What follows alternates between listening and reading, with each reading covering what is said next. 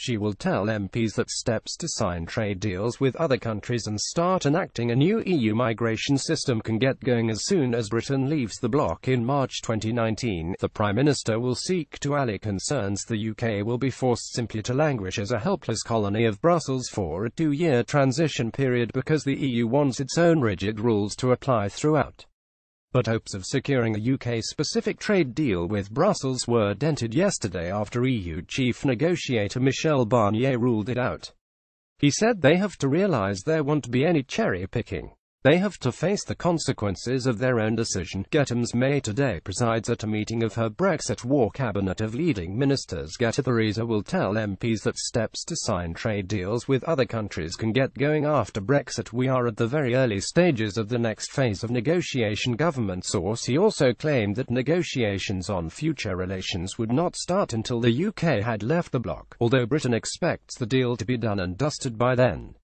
A government source said in response to Mr. Barnier's comments, "We are at the very early stages of the next phase of negotiations. We have a long climb ahead, but the PM has been clear what the view looks like from the summit." She set out in her Florence speech our ambition for an ambitious and bespoke deal that delivers prosperity and security to every part of the UK. Mrs. May today presides at a meeting of her Brexit war cabinet of leading ministers to discuss the next steps in talks, ahead of a full cabinet meeting tomorrow. Michel Barnier ruled out hopes of securing a UK-specific trade deal with Brussels and the Commons. She will report back on last week's summit of EU leaders which agreed talks had made sufficient progress to move to the next stage.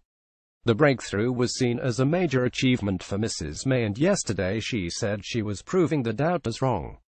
She added, "In the face of those who want to talk Britain down, we're securing the best and most ambitious Brexit deal for our whole United Kingdom. But there are concerns over EU calls for Britain to stay bound by rules including free movement, European Court of Justice interference and a ban on trade deals with other countries during the transition." Boris Johnson insisted that Britain must in the long term be free to break away from EU laws. Ms. May wants the EU to agree what she calls an implementation period of about 2 years after Brexit to help ease the UK into life outside the bloc.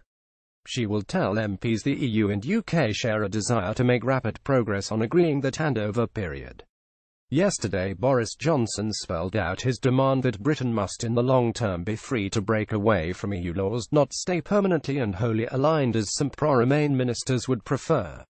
Accepting permanent alignment with EU laws would consign Britain to being a vassal state, the Foreign Secretary warned.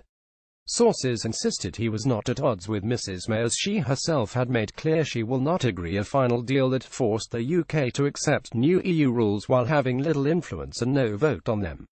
Mrs. May is also likely today to repeat her pledges to protect and strengthen standards after Brexit in areas such as working practices and consumer and environmental safeguards.